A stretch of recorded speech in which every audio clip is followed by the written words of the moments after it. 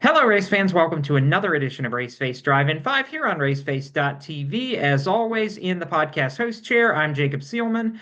Back with us is Michael King Jr., and I get to say this for the first time, not dirt driver Michael King Jr., but newly minted pavement driver Michael King Jr. You got your first opportunity here since the last time we were at this desk together to make your Asphalt Pro Truck debut at Houston Motorsports Park about 2 weeks ago, which I know is something that you've wanted to do for a really long time is race on asphalt.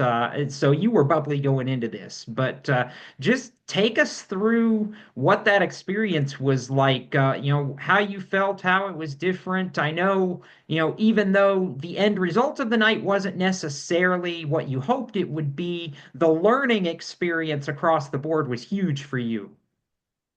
I've got to start off firsthand by just thanking Kirby, of course, for giving me the opportunity to drive his truck. He's got a super fast, very well maintained truck. All his equipment's very well maintained. It's really cool to this was the first time I haven't drove my own equipment or something out of my own shop that wasn't owned by somebody else. So to show up to the racetrack and everything be the way it was really comforting to me rolling into the weekend. Anyway, thank you Kirby for that opportunity. It was awesome. Um, as far as the on track stuff, my ultimate goal, obviously, every time you unload is to win the race, be competitive, whatever, just do your best, you know. And my last laps that I made on the racetrack were the fastest I made the whole weekend. So that's what you want to do. You want to get better and progress. I struggled a little bit here and there in practice. I never felt like I got the truck out of shape, and of course, you're nervous about tearing up somebody else's stuff if you're in that position for the first time. It was just it kind of felt weird not um unloading my of course my dirt late model out and ripping the fence at 100 miles an hour, but we were slow rolling in the pro truck, a lot different horsepower than I'm used to. Of course, the asphalt is completely different. You can't hang them things out sideways. But I guess we'll start off with practice. It was a lot of fun to sit in with Kirby, and Kirby was coaching me really well and giving me positive feedback that I need as a driver to progress. Um, we got really good towards the end of practice, like I wanted to, as the sunset. Felt like we picked up a lot of speed as the lights went out, and I'm sorry, the sun went down and the lights come on. The track picked up a little bit of speed too, so that was a lot of fun and different. It's different throughout the night with dirt. You know, it starts off really fast, really heavy. You're wide open, ripping the top, and then by the end of the night, most of the time it's dry slick. You're easing around the tires. Maybe hopefully the track ain't rubbered up, but you're either slow rolling whatever cushion you can get to and or rolling around the tires, and it was so different to see the track pick up speed over the night and it stay a similar style of driving as well, because you drive the dry slick so much different than you would hammer down cushion. So trying to keep myself focused on hitting my marks and staying the same kind of groove through the whole night was different for me. And I was going to ask you, and you actually kind of did it there, to compare what your experience was like on the pavement compared to the dirt. Did it take kind of turning your mindset, I don't want to say upside down, but to a completely different page of the book, so to speak, in order to stay in the game mentally? Yeah, because I rolled out and I felt like junk the first two or three runs I made. I felt like a fish out of water was the best way to really describe it. But mom and dad were there to keep me confident, and Kirby, like I said, he was coaching me and making sure that he knows, hey, you're doing good. Just try this, try that. Let's do this better. And like I said, we got progressively better the whole time, and that's what you wanted to do. Like you said, it didn't end very well. Qualified, I believe we were going to start fourth for the feature, which would have been really really strong for us.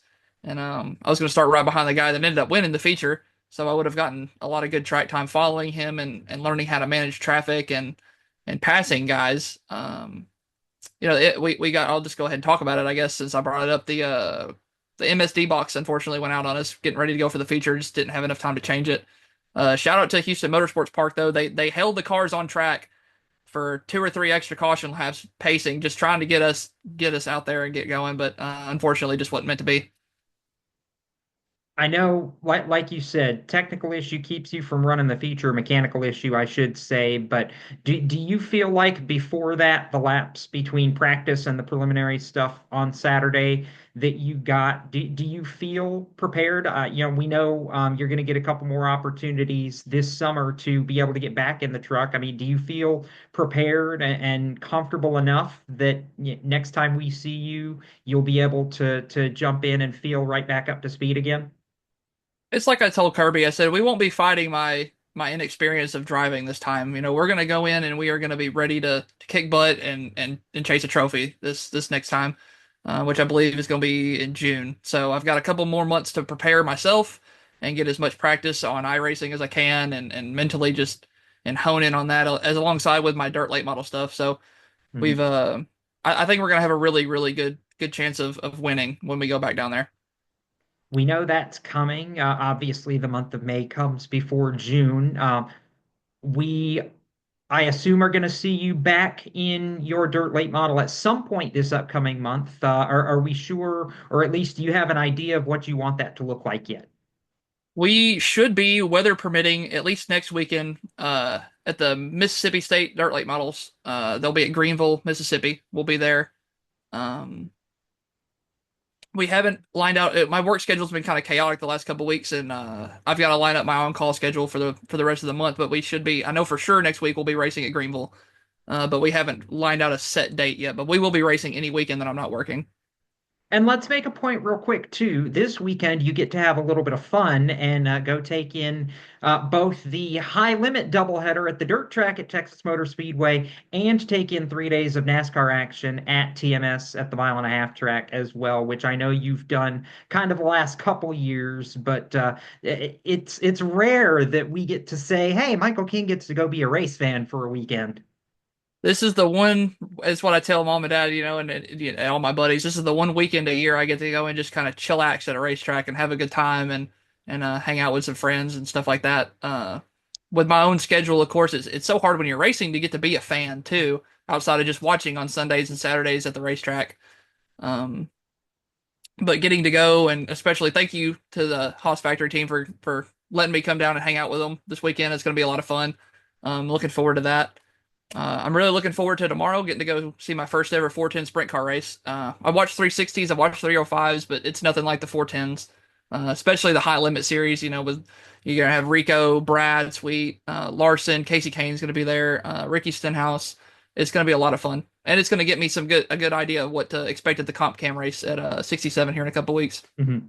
And I think we should say that this is going to be cool too. Just the opportunity you mentioned, Haas Factory Team, and being able to spend some time with them, but just the opportunity for you and Sheldon Creed to be able to cross paths, and what Sheldon has done and what you're in the process of getting ready to be able to do later this year, working some with the Friends of Jacqueline Foundation.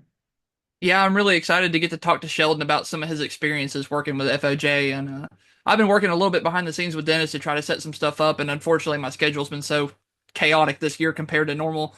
I haven't had a chance to sit down and really iron out the details to get some stuff going. But I plan on talking to Sheldon this weekend while I'm there and discussing some of the stuff he gets to do and try to take some of that into my own program. I know we're excited about that, and I know it's something you're looking forward to as well. Real quick, other shout outs, sponsors, thank yous. You mentioned Kirby. We'll clarify that's Kirby Honeycutt, Caden Honeycutt's Yes. dad, who supplied your pro truck at Houston, and will supply for the other two pro truck races that you're looking to run this summer. Obviously, other partners though that make your racing happen want to give a nod to as well. Yeah, of course, I got to thank Ape Engines, Advanced Specialized Services, Blacks Metals of El Dorado, FOJ, Hartman Walsh Industrial Services, J&J Motorsports, M&A Wrecker Service, ML Performance, Next Level Designs, of course, Race Face Brand Development, DJ Supe, Team 5 Enterprise, Team 48 Motorsports, and Thermos Heat and Air. Y'all, we appreciate All y'all, and go ahead. I was going to say, always a pleasure to have you on, Michael. Have fun this weekend at Texas. Enjoy it, since I know, like we said, it's a rare moment of calm amid the storm for you, and we will look forward to having some more racing in May, and look ahead towards that Pro Truck start in June coming up as well. Next time we see you. Yes, sir. Thank you, Jacob. That's Michael King Jr. As always, again, my name's Jacob Seelman. This has been another Race Face Drive in 5. Back with more next time on raceface.tv. Keep it tuned to the website every day for all the latest across the world of motorsports.